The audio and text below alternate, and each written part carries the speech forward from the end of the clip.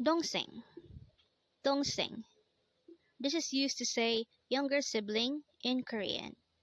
Again, dongseng means younger sibling. Next word is yongjae. Again, it's yongjae, which means brothers in Korean. Again, yongjae means brothers.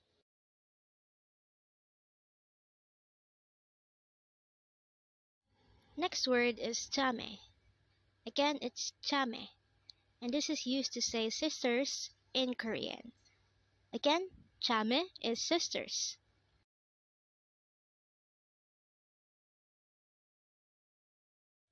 Next word is samchon. Again, it's samchon, and this is the Korean term for uncle. Again, samchon is the Korean term for uncle.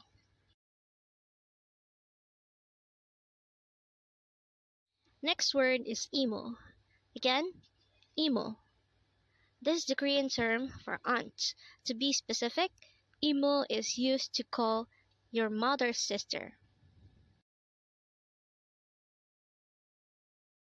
Next word is ajusi. Again, it's ajusi, and this is used to call an old man, and more likely an old man that is of the same age as your father.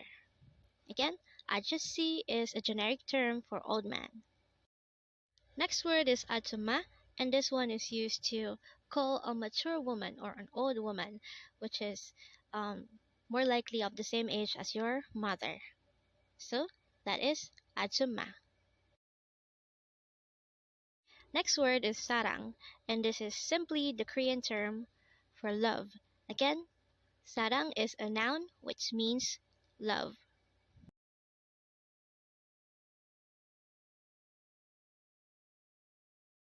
Next word is hanbon. Again, it's hanbon, and this is used to say once in Korean. Again, hanbon means once.